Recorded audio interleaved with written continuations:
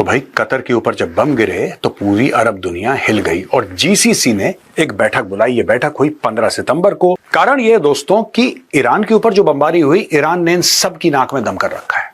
Iran जो है वो दोस्तों आतंकवादी पालता है।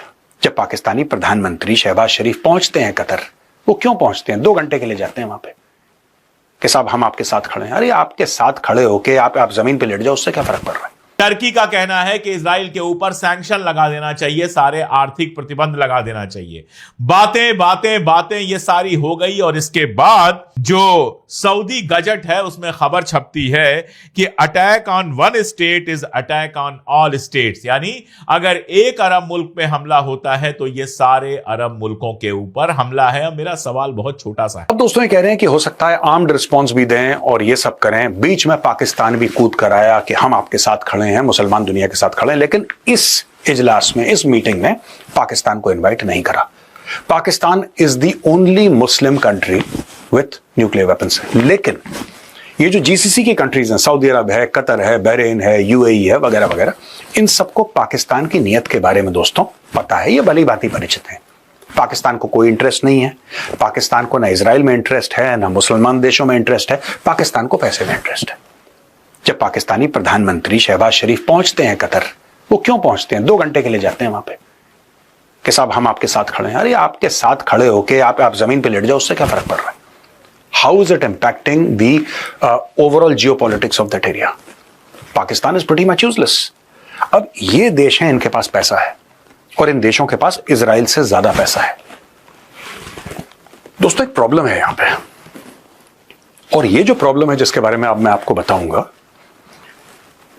ये सबसे गंभीर प्रॉब्लम है। क्या ये देश वो सलाहियत रखते हैं, वो कैपेबिलिटी रखते हैं कि इजराइल को जवाब दें? हां, अगर ये मिल जाएं तो जरूर ये जवाब दे सकते हैं। बिल्कुल इजराइल को जवाब दे सकते हैं अगर ये मिल जाएं। लेकिन आपको ये बात भी पता होगी कि कुछ साल पहले सऊदी अरब ने कतर का ब्लॉकेड करवा दिया था। इनकी आपस में नहीं बनती है और इनकी रंजिशें बहुत गहरी और बहुत पुरानी हैं, राइट? इन देशों की आपस में नहीं बनती, ये कॉम्पिटिटर्स हैं। इसके अलावा ये सब एक दूसरे के कंट्रीज में प्रेशर ग्रुप्स रखते हैं। इनमें ट्रस्ट का लेवल बड़ा लो है। हां, ऐसा हो सकता है कि पाकिस्तान कतर पहुंचे और कतर को एक ऑफर दे कि देखिए आपकी जिम्मेदारी हम लेते हैं, आपकी जिम्मेदारी, आपकी सुरक्षा की, आपकी दिफा की जिम्मेदारी हम लेते हैं, आप सिर्फ हमें पैसा दे दीजिए। साहब पाकिस्तान पैसे का भूखा है, आप $4 देंगे, हम अपनी फौज भेजेंगे और हमारी फौज जो है वो कतर के दिफा की जिम्मेदारी लेती है। ये पाकिस्तान ऐसे इंडिकेशंस कतर को दे चुका है। कतर इज नॉट इंटरेस्टेड, और कतर इसलिए इंटरेस्टेड नहीं है दोस्तों, साफ सीधी बात है, वहां पे अमेरिकन सोल्जर्स हैं। जहां पे यूनाइटेड स्टेट्स ऑफ अमेरिका है, जहां पे उसके जहाज हैं, उसके मरीन्स हैं, उसकी एयरफोर्स है, पाकिस्तान जैसी फटी पुरानी फौज का क्या करना उन लोगों ने? अब फिर आप ये बोलेंगे कि साहब अगर वहां पे अमेरिका बहादुर खुद मौजूद है, इजराइल ने अटैक कैसे कर दिया? दोस्तों यहां पे बात आती है वही पुरानी फाइनेंस वाली बात आती है, एसेट और लायबिलिटी की। एक जमाने में हमास एसेट था कतर के लिए, एक जमाने में हमास एसेट था ईरान के लिए। आज की तारीख में हमास और हिजबुल्ला और इवन हुतीज, ये काफी हद तक इन सारे देशों के लिए लायबिलिटी बन चुके हैं। और लायबिलिटी कोई पालना नहीं चाहता, चाहे वो बिजनेस हो, चाहे वो देश हो। Nobody wants a liability. अब दोस्तों यहां पे डिफेंस पैक्ट की बात हो रही है। The GCC countries have formed a defence pact to address the security concerns of the member states. और secretary general of GCC Jasim Mohammed अब्दुलवी, इसने बोला है कि साहब हमारे रिश्ते यूएसए के साथ बड़े अच्छे हैं और हम ये चाहते हैं कि यूएस इसमें हमारी मदद करे। आपके पास दुनिया भर का तेल है, दुनिया भर का पैसा आपके पास है, आप यूएसए से क्या आप पैसा फेंकिए, हथियार खरीदिए, अपनी एक फौज बनाइए। सऊदी अरब के पास तो है, एक इंटरनेशनल कोएलिशन है ऑफ मुस्लिम कंट्रीज। वहां पे रहील शरीफ जो पाकिस्तान के चीफ ऑफ आर्मी स्टाफ थे, वो नौकरी तो कर रहे थे सऊदी अरब की, वो कहां चले गए भाई? दूसरी एक और चीज है यहां पे, Turkish president Recep Tayyip Erdogan urged Arab and Muslim leaders to apply economic pressure. देखिए कोई लड़ाई झगड़े की बात नहीं कर रहा है यहां पे। इजराइल बम मार रहा है, ये कह रहे हैं कि apply economic pressure. Egyptian President Abdel Fattah al-Sisi said the heinous attack on Qatari territory is a grave violation of international law. I say to the people of Israel that what is happening now is sabotaging the existing peace agreements. Malaysian Prime Minister Anwar Ibrahim meanwhile stated that condemnations will not stop the missiles, declarations will not free Palestine.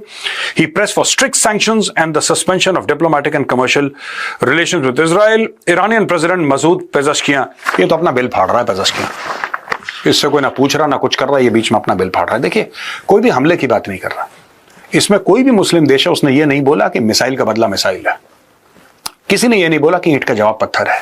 ये जो defence pact है, ये defence pact भी जो बात कर रहा है ना, सैंक्शंस लगा दो, ठीक है, तेल मत दो। कैसे तेल नहीं दोगे यार, तुम 10 बार तेल दोगे, सऊदी अरब तेल देगा, इजराइल यूएस से ले लेगा, इजराइल जो है कनाडा से ले लेगा। टर्की का कहना है कि इजराइल के ऊपर सैंक्शन लगा देना चाहिए, सारे आर्थिक प्रतिबंध लगा देना चाहिए।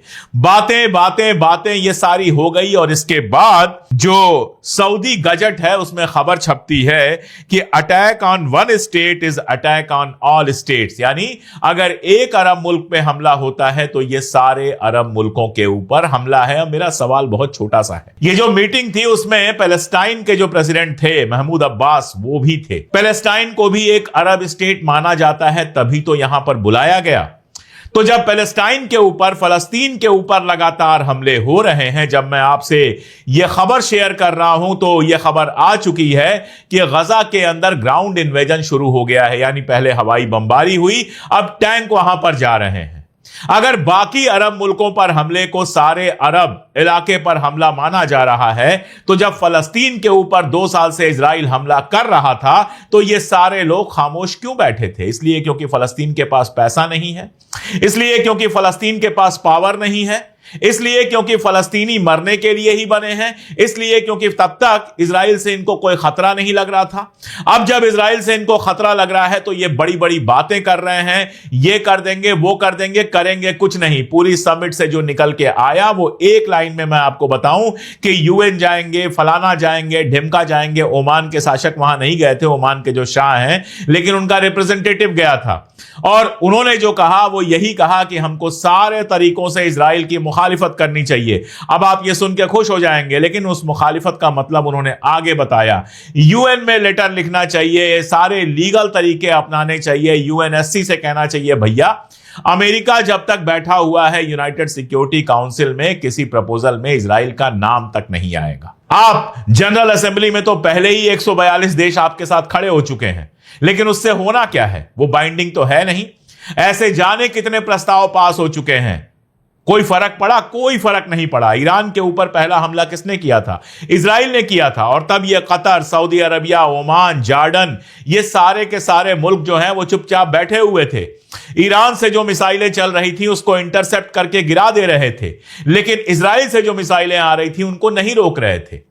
तो जब ईरान पे हमला हो रहा था तो खामोश बैठे हुए थे। इनको लगता था अमेरिका हमारा बहुत अच्छा दोस्त है तो हमारे ऊपर कुछ नहीं होगा। फलस्तीन पे हमला हो रहा था तो खामोश बैठे थे। हमें क्या करना है, जबानी जमा खर्च करो और कहानी खत्म करो। यमन की तरफ से एक जो पाला हुआ बंदा है जो रियाद के एक होटल में रहता है, जिसको यूएई, सऊदी अरबिया और अमेरिका और इजराइल ख्वाब देखते हैं कि कल को यमन की गद्दी पर बैठेगा, उसको ये लोग लेके गए थे इस मीटिंग में। और वो कहता है कि रेड सी में जो हमले हो रहे हैं, यानी हूथी जो हमले कर रहा है, उसको रोका जाना चाहिए।